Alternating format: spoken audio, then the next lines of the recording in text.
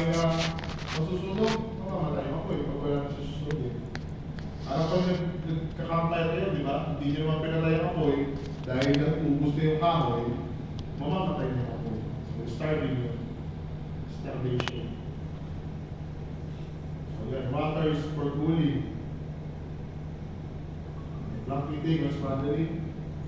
So, ang fire extinguishers ay smothering technique din yan. Yung mawawala yung oxygen sa paligid. Kaya meron tayong CO2 na fire extinguishers, di ba?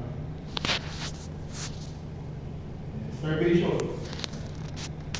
I-exclude mo yung fuel. Wala nang susunogin, mamamatay na yung apoy. So, 3 defensive lines against fire. So, may mga tayo, depensa sa apoy. So, sabi ko nga, in-explain ko kanina, ang pinaka-effective para makaiwas sa apoy is, through prevention. Itong ginagawa natin, prevention activities.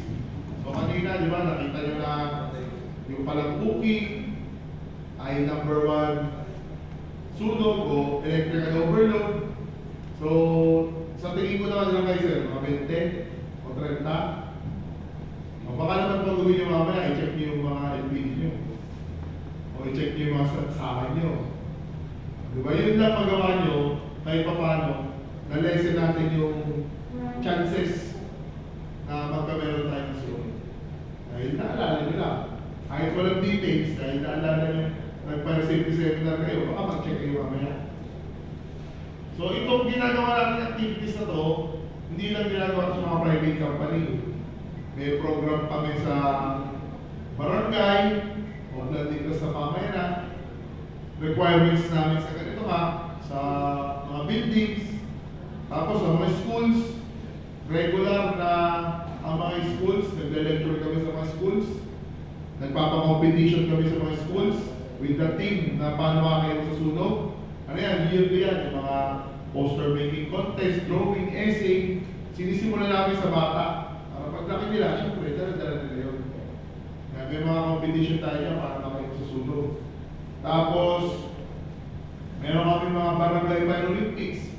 Yan ay mga paraan para mapaalala lagi sa community na ang danger ng sunog ay laging nandiyan.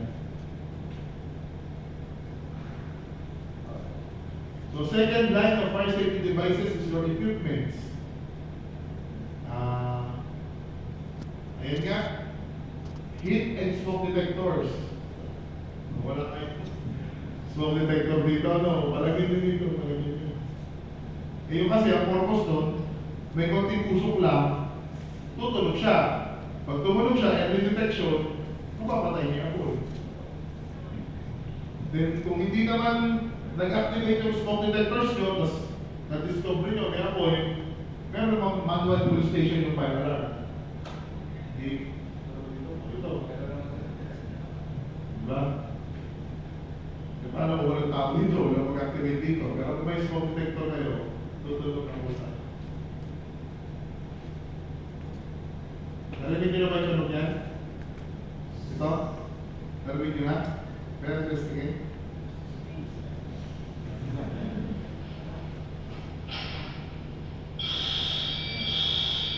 Tutulog siya. Tapos ito, meron ito. May ilaw ano? Kasi para sa mga hindi nakakarinig ito.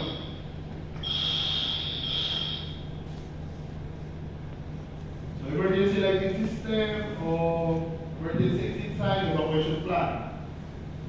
Halimbawa, doon ka sa parking, doon ka sa basement o windowless na building, namatay ang kuryente. So dapat, alam mo kung paano makalabas. Kaya sa mga lugar na, first time na kayo, namatay ang kuryente, hindi nyo alam kung paano. So, malaking tulong na mayroong exit signs, alam mo tao kung siya exit, at saka may emergency light para makita nila yung way out nila.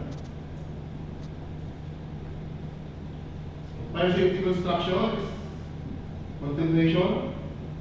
O, meron naman may fire exit, di ba? Yung mga fire exit nyo, anong door na nakalagay sa fire exit nyo? Panic door, di ba? Pag tinulak, hindi na makalabas. Tapos yung ito open. Open ang mga pirate seats. Tapos yung pirate seats nyo, protected yun. May pressurization. Ibig sabihin, pag pumasok sa pirate seat mo,